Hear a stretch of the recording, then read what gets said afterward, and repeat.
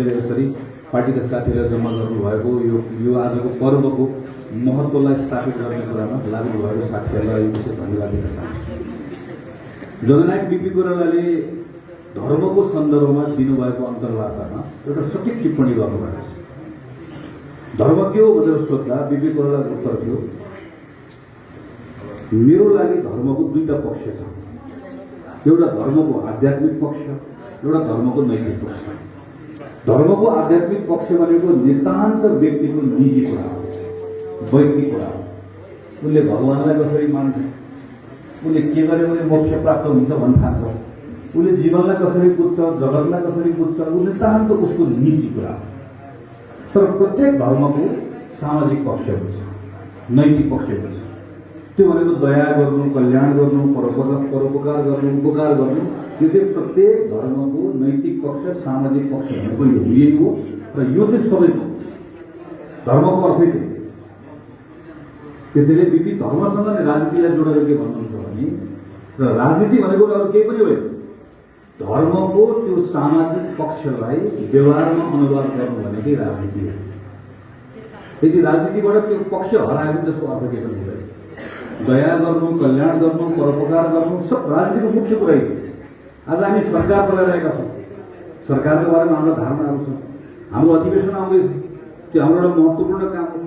ती सबै कुराहरू छ। तर हामी यत्रो पार्टीको संरचना बनाएको के को लागि? सरकारमा पुग्नको लागि एउटा पक्ष छ। तर सरकारमा किन पुग्न चाहेको? अन्ततः हामीले गर्न चाहेको त त्यही कल्याण, दया, परोपकार यही नै कुरा त हो। केही दिन अगाडि सिन्धुपाल्चोकको एकजना साथी हाम्रो यही चाबेलमा बस्नुहुन्थ्यो, उहाँ बित्नुभयो। उहाँलाई हामीहरू केही साथीहरू भेट्न गयौँ। भेट्न जाँदै गर्दाखेरि यसो उहाँको परिवारलाई सोधेको, उहाँको श्रीमती भर्खरको 34-35 वर्षको होला बित्ने साथी, त्योभन्दा 4-5 वर्षको उहाँको कम उमेरको श्रीमती, सानो एउटा छोरी, श्रीमान काम गर्ने निजी विद्यालयमा।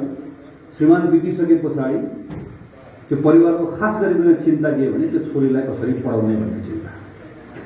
हामीले त्यहाँ जम्मा भएको साथीले कुराकानी सुन्यौँ, विद्यालयमा गएर कुराकानी गऱ्यौँ। विद्यालयले पनि सहर्षपूर्वक मैले 10 कक्षासम्म, अझले 12 कक्षासम्म मैले आधा मात्र शुल्क लिन्छु भनेर भन्यौँ। र हामी गएको केही साथीहरू मिलेर 12 कक्षासम्मको आधा शुल्क हामीले बिहोर्छौँ भनेर परिवारलाई भन्यौँ। र त्यो बच्चीको चाहिँ 12 कक्षासम्म पढ्ने हामीले आधार सुनिश्चित गऱ्यौँ। मैले मेरो साथीले के भने, आज हामीले राम्रो राजनीति गऱ्यौँ भनेर मैले बुझेको कुरा, राजनीतिको सबभन्दा महत्त्वपूर्ण पक्ष यही हो। यत्रो काम गर्छु साथीहरू हुनुहुन्छ, तपाईँले गरिराख्नु, हामी सबै गरिरहेका आफ्नो ठाउँबाट। खालि मैले यसलाई सम्झना मात्र खोजेको। यो बेलामा नेपालको संसारकै इतिहासमा बेहोर्नु नपरेको दुःख संसारले बेहोरेको बेलामा नेपालले अझ हाम्रो गरिबी, हाम्रो पूर्वाधार, हाम्रो अर्थतन्त्र यो कारणले गर्दा हामी अझ कल्पना नगरेको दुःख बेहोरिरहेको छ यो राष्ट्रिय सङ्कटको बेला। त्यसैले प्रत्येक काङ्ग्रेसको यतिखेरको धर्म भनेको अधिवेशन, सरकार, यो सबै कुराको महत्त्व छ।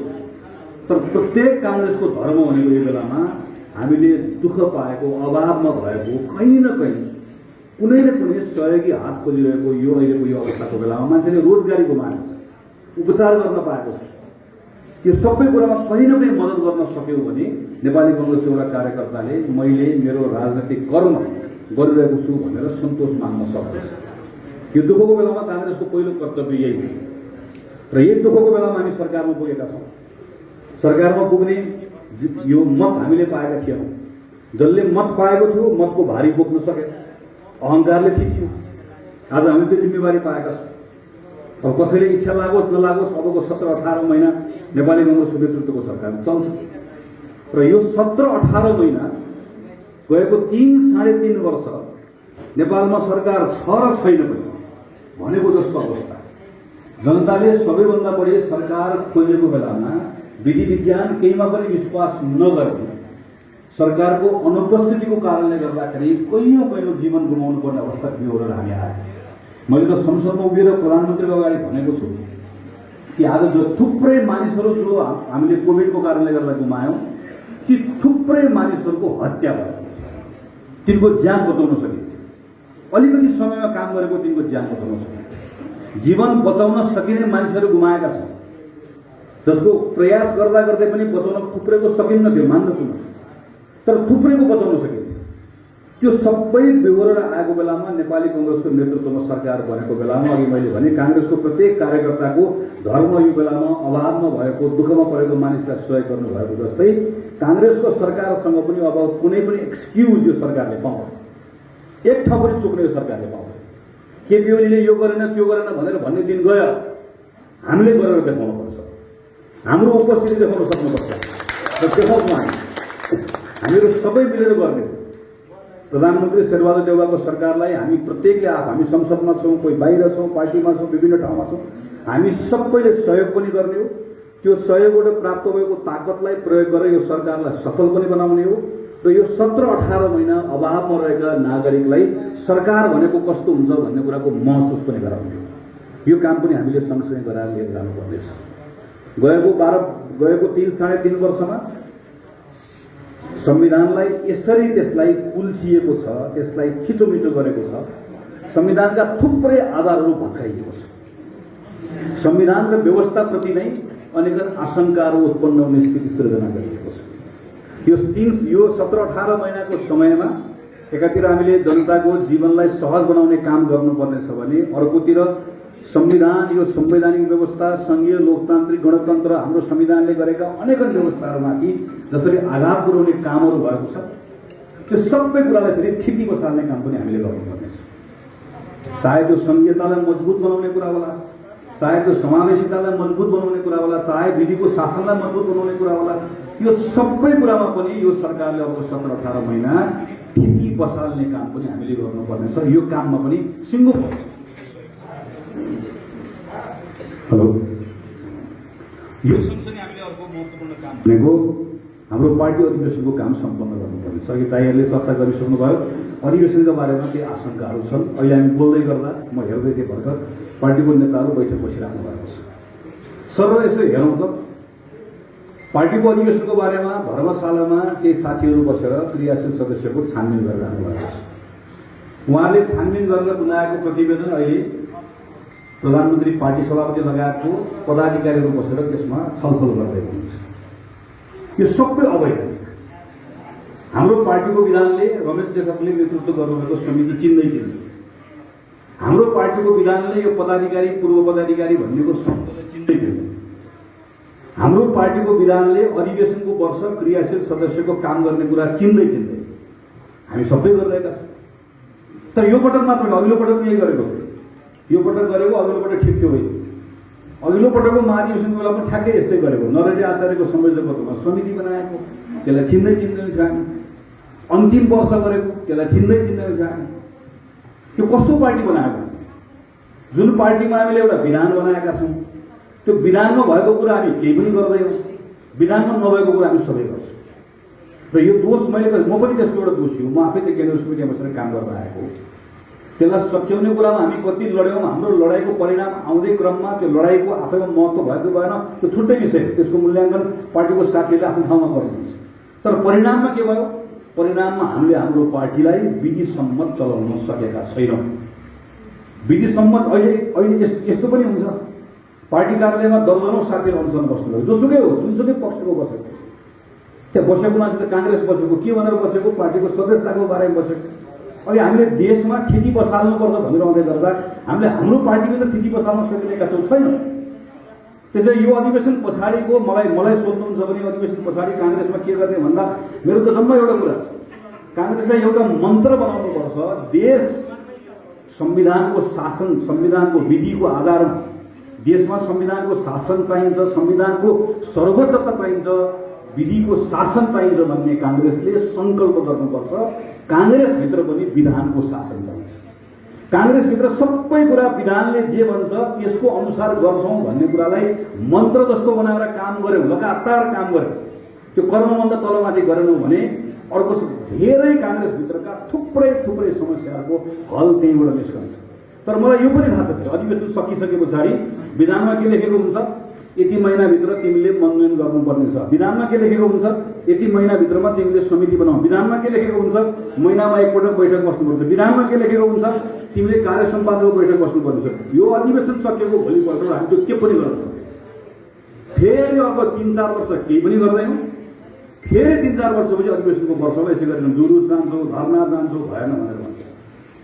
अनि काङ्ग्रेसभन्दा बाहिरको अर्को एउटा मान्छेले जसले आफ्नो घर सम्हाल्न सक्दैन, देश सम्हाल्ने ठुलो कुरा गर्छौँ भनेर भन्यो भने सिट निभाउनु पर्ने हाम्रो अवस्था छ।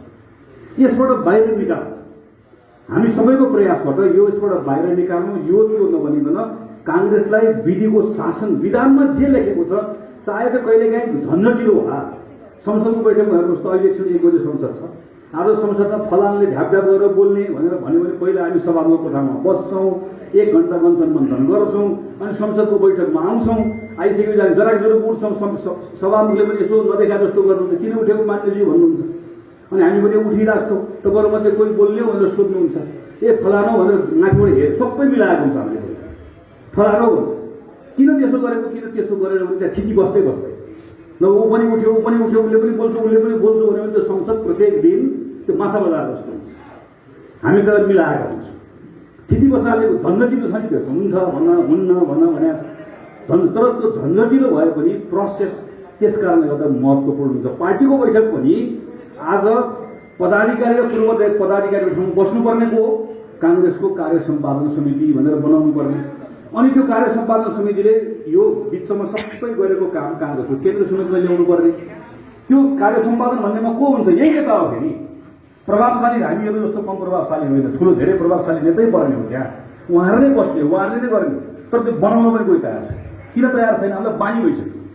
यसबाट नेपाली काङ्ग्रेसलाई बाहिर निकाल्नुपर्नेछ, यसमा हामीले काम गर्नुपर्नेछ। म पार्टीको यत्रो नेताहरू यहाँ अगाडि हुनुभएकोले गर्दा पनि यो विषयलाई मैले यहाँ उठाएको एउटा पक्ष हो। दोस्रो पक्ष, अधिवेशनको तिथिमिति धेरै तलमाथि गर्न पाइँदैन। हाम्रो संविधानले प्रष्टसँग यति वर्ष यति महिना प्रष्टसँग विधान गरेको छ। कसैले 0 आवर भन्नुहुन्छ, कसैले के भन्नुहुन्छ। कानुन जस्तो हामीले बजेटमा केही कुरा लेख्यौँ, बजेट भनेको कानुन। अदालतले के भनिदियो, शून्य समय छ, अहिले तिमीले कर नतिरे पनि हुन्छ, पछि तिरे पनि हुन्छ। थुप्रै सामाजिक सङ्घ संस्थाहरूको 5 वर्षभित्र हुनुपर्ने अधिवेशन भए, नभएपछि अर्को पक्ष त्यसमा मुद्दा हाल्न भयो। अदालतले के भनिदियो, अहिले शून्य समय कोभिडको कारणले गर्दा तिमीले 6 महिना सार्न सक्छौ भन्यो। हाम्रो पार्टीको बारेमा भन्न पाइन्छ, पाइँदैन। किन हाम्रो यो सबै कानुनमा लेखेको हुनाले गर्दा अदालतले बोल्यो, तर यो त संविधानमा लेखेको छ। संविधानमा प्रष्टसँग हामीले 5 वर्ष पछाडि 6 महिना थप्न पाइन्छ भनेर लेखेर ल्याएकोले संविधानमा लेखिएको विषय अदालतले वा कसैले बोलेर पनि त्यसलाई काट्न पाउँदैन, सक्दैन। हामीले कानुन बनाएका छौँ, एउटा गलत कानुनमा गल्ती गरेका रहेछौँ। के गल्ती गरेका रहेछौँ भने कि 5.5 वर्षमा पनि पार्टीको अधिवेशन सम्पन्न भएन भने अर्को 6 महिना थप्न पाइनेछ, 1 रुपियाँ जरिवाना गरेर वा 2 रुपियाँ जरिवाना गरेर भनेर कानुनमा लेखेका रहेछौँ। तर कसैले गरेर मुद्दा हाल्यो भने त्यो कानुन खारेज हुन्छ, किनकि संविधानमा लेखेको भन्दा बाहेक गएर कानुन हामीले नजानेर नबुझेर वा वास्ता नगरेर बनाइएको रहेछ। हाम्रो अवस्था यस्तो छ। कसरी गर्नुहुन्छ मलाई थाहा छैन, किनकि मैले पनि तपाईँले जस्तो सबै कुरा आजको दिनमा पत्रिकै पढेर थाहा पाउँछु। काङ्ग्रेसको केन्द्रीय समितिको बैठक नबसेको महिनौ भयो, प्रभावशाली नेताहरू प्रत्येक दिन बस्नु भएको छ। अब उहाँहरूको प्रभाव हामीले हेर्नुपर्नेछ। अरू बेला प्रभावशाली भन्ने भने ढक्समस्स गरेर बसिहाल्ने, जिम्मा लिन भाग्ने, त्यो जिम्मा पार्टी सभापतिले पनि लिनुपर्छ, वरिष्ठ नेताले पनि लिनुपर्छ, महामन्त्रीले लिनुपर्छ। सबै नेताहरू जसले यत्रो दिनदेखि जिम्मा लिनुभएको छ, छानबिन समिति बनाउनु भएको छ, समाधान समिति बनाउनु भएको छ, यसको अर्थ जिम्माबाट भाग्न खोजेको होइन। पार्टीको सबलाई हामीलाई लगाउने काम सबै गर्ने, यसको अर्थ कसैलाई दोष लगाउन खोजेको पनि होइन। खालि यति मात्र भन्न खोजेको हो कि कसैले पनि यसबाट भाग्न पाउँदैन, कोही पनि पानीमाथि गोबामा बन्न पाउँदैन। हाम्रो पार्टी एउटा खालको ठुलो वैधानिक सङ्कटमा पर्दैछ।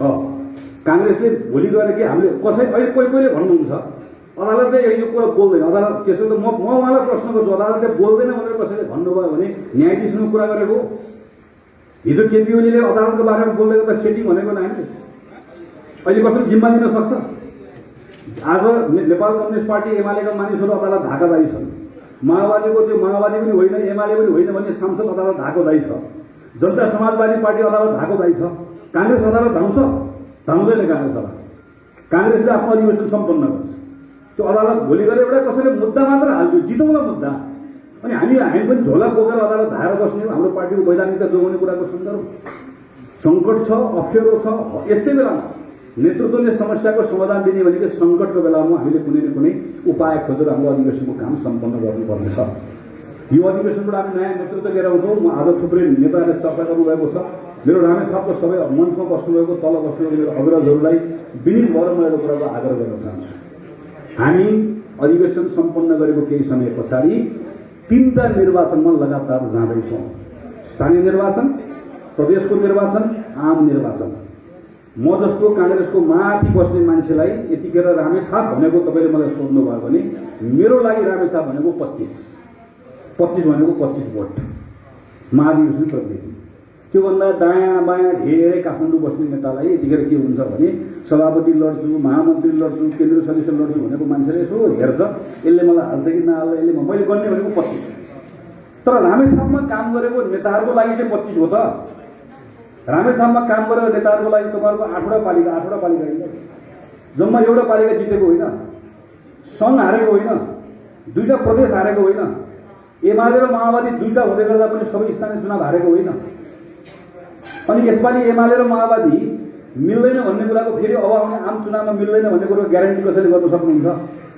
अस्ति हामीसँग सरकारमा थियो होइन माओवादी, हामीसँग सरकार भएको खुसुक्क गरेर मिलेर एउटै कम्युनिस्ट पार्टी मात्रै चुनाव लडेको होइन।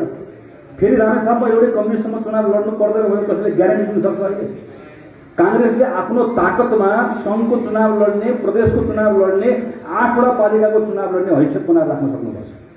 यहाँ शेरबहादुर देउवा, रामचन्द्र पौडेलदेखि लिएर कोही सबैलाई गगन थापासम्मको लागि रामेछाप यतिखेरको त्यसको महत्त्व 25जना महाधिवेशन प्रतिनिधिको हुँदै गर्दा चुनाव हारेर, त्यो पनि सबै ठाउँमा हारेको रामेछापका प्रत्येक साथीको लागि चाहिँ यो अधिवेशनको महत्त्व आउने चुनाव जित्ने कुरासँग जोडिनुपर्छ। त्यसैले तपाईँहरू कसरी मिलाउनुहुन्छ, के गर्नुहुन्छ मलाई थाहा छैन। तपाईँहरू सल्लाहले सहमति गर्नुहुन्छ, निर्वाचन लड्नुहुन्छ, त्यो मेरो के पनि सुझाव छैन। मेरो खालि यति मात्र कुरा छ, हामी अधिवेशनको क्रममा चुनाव लड्दै गर्दा यति धेरै तिक्तता नबढाउँ वा सहमति गर्दै गर्दा जे सक्नुहुन्छ सहमति गर्नु सक्नुहुन्न, निर्वाचनले लड्नुहोला, तर तिक्तता यति धेरै नबढाउँ कि यो चुनाव सकेको केही दिन पछाडि फेरि त्यो प्रतिशोध दिनुपर्ने अवस्था नबनाउँ। अब यहाँ महाधिवेशन सकेको 6 महिना पछाडि झोला बोकेर कांग्रेसको गीत गाएर 8वटा पालिकामा गएर भोट माग्नुपर्नेछ, वडाको सदस्य लड्नुपर्नेछ। आज यो विचित्र छ नि त। एउटा यो पार्टीभित्र, आफ्नै पार्टीभित्र म चुनाव जित्नु भनेको त मैले अर्को म जित्नु भनेको कोही हार्ने मान्छेको हो। हार्ने मान्छे मेरै साथी त हो कि, हार्ने मान्छे मेरै साथी। मैले मेरो आफ्नै निर्वाचन क्षेत्रमा अनुभव गरेर आएको छु। म चुनाव लड्ने मान्छे, मैले अघिल्लो पटक मेरो निर्वाचन क्षेत्रमा चाहिनेभन्दा बढी रुचि राखेँ, चाहिनेभन्दा बढी अलिकति मैले आफ्नो नियन्त्रण राख्न खोजेँ। त्यसको सबभन्दा ठुलो क्षति मैले बेहोरेँ, स्थानीय चुनावमा बेहोरेँ। आम चुनाव बल्ल म त्यसबाट सिकेर आएको छु। अझ खास गरिकन भोलि पालिकाको चुनाव लड्छु, सङ्घको चुनाव लड्छु, प्रदेशको चुनाव लड्छु, आम चुनाव लड्छु भन्ने मनमा राख्नुभएको साथीहरूले त अझै बढी उदार भएर अझै बढी मिलाउने कोसिस हामीले गर्नुपर्छ। पार्टीको विरोधमा भएको साथीले पनि अझै बढी उदार भएर, किनकि पार्टीको नेतृत्व भएको साथीको जिम्मेवारी, पार्टीको नेतृत्व भएको साथीको कर्तव्य पनि मूल्याङ्कन पनि त्यहीभित्र हुने। यो सन्दर्भमा चाहिँ म पार्टीका रामचन्द्र दाई, आमताबा दाई, यहाँ लक्ष्मी दाई, यहाँ थुप्रै अरू अग्रज दाईहरू यहाँभित्र हुनुहुन्छ, सबैलाई मेरो पार्टीका तमाम बिरुवा दाई, कान्छा दाई, यहाँ थुप्रै अरू साथीहरू पछाडिसम्म कृष्ण दाई थुप्रै देखेको छु मैले। आज प्राय सबै महत्त्वपूर्ण नेताहरू साथीहरू यहाँ हुनुहुन्छ। मेरो सबैले एकमुष्ट आग्रह छ, रामेछाप नराम्रोसँग हामी हारेका छौँ। रामेछाप जस्तो जिल्लामा, रामेछाप जिल्ला र हाम्रो यो अहिले काठमाडौँको म जस्तो हामीले कतिपय ठाउँहरूमा त त्यो ठाउँको अहिलेको हाम्रो भूगोल 2टा निर्वाचन क्षेत्र हुँदै गर्दा रामेछापको आफ्नो सजिलो छ। एक भइसकेपछि हाम्रो आफ्नो अप्ठ्यारो छ। अरू जिल्लासँग तुलना गर्न हुँदैन, रामेछापले तुलना गर्न हुँदैन, दोलखाले तुलना गर्न हुँदैन, ओखलढुङ्गा त्यस्तै गाह्रो गएको छ, भोजपुर त्यस्तै गाह्रो छ, के पहाडी जिल्लाहरूलाई एकदमै गाह्रो छ। यस्तो यो जिल्लाको साथीहरूले एकदम धेरै ध्यान पुर्याउनु पर्ने छ कि यो अधिवेशनले हाम्रो ताकत बढाओस्, अधिवेशनले हाम्रो ताकतलाई घटाउने काम नगरोस्। अघिल्लोपल्ट चुनाव लडेर आउनुभएको, यहाँ पछाडि जित देखिरहेको छु साथीहरू, तपाईँले महसुस गर्नुभएको छ निर्वाचन आफै हामी लडेर आएका छौँ, भोगेर आएका छौँ, कति अप्ठ्यारो हुन्छ भन्ने कुराको सन्दर्भमा। त्यसैले मेरो यहाँहरू सबैसँग फेरि एकपल्ट अन्तिममा आग्रह छ। नयाँ साथीहरू आउनुभएको छ, मैले नै अस्ति पार्टी कार्यालयमा गएर त्यत्रो साथीहरू टिका लगाएर आएको, त्यत्रो साथीहरू आउनुभएको छ कि अघि चक्र कोही साथी, आज हाम्रो अध्यक्ष यहाँ हुनुहुन्छ, नयाँ आउनुभएको साथीहरू हुनुहुन्छ, जिम्मा दिनुहोस् नयाँ साथीहरूलाई पनि, निराश कसैलाई नबनाऊ, एक ठाउँ राखेर काम गरौँ। म यही तपाईँहरू सबैलाई आग्रह गर्दै र अधिवेशनको सन्दर्भमा 1-2 दिनभित्रमा नयाँ तिथिमिति आउँछ। मैले थाहा पाएसम्म भदौको 10-12 गतेबाट वडाको अधिवेशन सुरु हुने गरिकन तिथिमिति आउँछ। त्यसैले अधिवेशन धेरै पर जाँदैन, लान पनि सकिन्न। त्यो हिसाबले म धारणा बनाएर आफ्नो कामहरू अगाडि बढाउनलाई पनि अनुरोध गर्दै मेरो कुरा टुङ्ग्याउँछु। मलाई मौका दिनुभयो अध्यक्ष लगायत साथीहरूलाई धेरै धन्यवाद। नमस्कार, जय नेपाल।